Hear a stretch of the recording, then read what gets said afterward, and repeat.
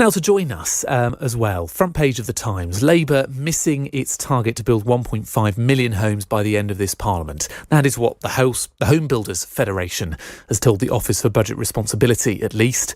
As we've said, it's not good news politically or economically for the government. So how do ministers go about digging themselves out of this stagnant house-building hole? Rico Wojtulewicz is the head of policy and market insight at the National Federation of Builders. He joins us now. Rico, good morning. Morning, Tom. We've spoken about this before with you on this programme, and you've always said it's been a pretty ambitious target, 1.5 million homes. And, you know, the stats have shown that we're not really on track for that. Do you think it's now dead? I said from the very start it was dead. Look, if they can hit 300,000 by the end of their term, that will be a considerable achievement. The reason it's dead is because they had so much to unpick from the last government, and actually they are still delivering the planning applications that were won under the last government. So for the first 2 years, they're really kind of playing catch up, and therefore to have that huge uplift that was required in those first 2 years, and he really carried on to the final three, was going to be a momentous challenge. And I do think they underestimated how large the challenge was in terms of policy.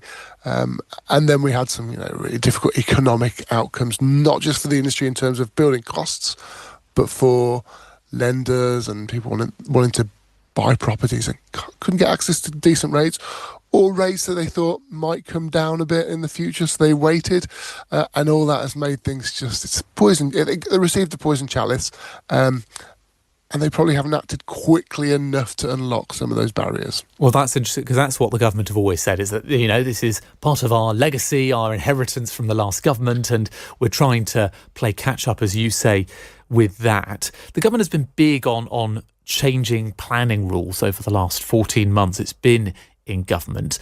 Has that worked to try to speed that process along?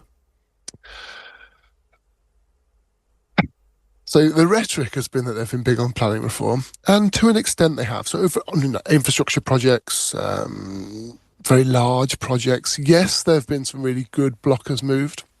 Newtown's brilliant. What's called the grey belt with the golden rules, that's actually really helped move some obstacles even on the smaller sites. But if you're looking at a site of fewer than 150 homes, there simply haven't been any real reforms put in place yet. Some amazing stuff is happening. So the medium-sized site definition of between 10 and 50 homes, or 10 and 49 homes, that's really important, but it's a consultation to a consultation. So we still haven't had any real changes on that. But stuff like that is important, because otherwise a site of 10 is treated the same as 1,001. So you're not enabling those kind of brownfield, smaller infill, smaller urban extensions to come forward. And so policy takes a while to get over the line. And yes, there's a legacy. And if you want to judge the government on how the success is, it's not necessarily on completions, but on applications. And that's where you'll see how the industry is responding. And if there's lots of new applications going in, great. And then you've got to look at what type of applications. But one really big thing is the local plans are key to delivering homes. And it's not until 2026 when the majority of local authorities have to have these local plans in place, which then inform the supply ambition. And so we always knew that December 2026 was the kind of the real date of now you will judge us. And if every local authority's got a plan, well, we've been aspiring for that for 50 years. And if they've achieved that, that is massive. But really, there is a legacy, and I'll be fair for a change. Because things are so difficult, we just want solutions, but it's just not that easy, unfortunately. What are the barriers that you're facing? What makes it not easy? Is it the planning, or is it the cost-profit payoff, or is it a lack of resources? Why aren't builders building in the way that Steve Reed, the Housing Secretary, would like them to? Well, yes, profit is important. Viability is vital. So all the projects in London, we're having the reforms in London because it's just not viable. If you want to build a project that makes money, that doesn't make a loss, really you need it to be quite dense, quite tall, so you can deliver lots of affordable homes, but also good quality, larger homes that people want to buy. Well, that option is not really there for many people, because local authorities like to have, very small buildings, just very comfortable buildings that don't challenge them in planning terms.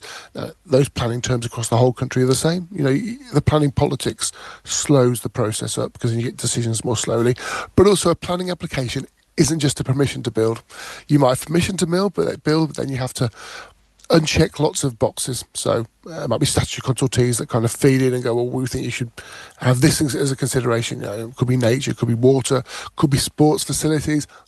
There's 20 odd statutory consultees. They may take a while to respond, and if one has a challenge, then you have to restart the process again. They all get consulted potentially, so that could take another 6 months. Then there's legal in what's called Section 106. That has to be drawn up and signed as a contract. That might take 12 months, 2 years. So planning is it's a moving beast all the time. And let's say you get all that done. Then you've got what's called pre-commencement conditions. So you can't start any work until you've ticked off other boxes. And then there's even preoccupation conditions. So you can't sell any properties. No one can move in until you cross these things off. And all the while, 15 new taxes in the last 5 years. They all come off the land price that you may have already purchased. So you've got to somehow balance so many different elements off. And people don't quite realise that. And I think the last government didn't do a very good job to understand that. And this one is now trying and suddenly realising, oh my God, we should realise how difficult it is to build anything, not just houses. Yes, I think the reality of it is what is rubbing up against them. Rico, thank you so much for your time this morning. That is Rico Wojtulewicz, Head of Policy and Market Insight at the National Federation of Builders. We'll see if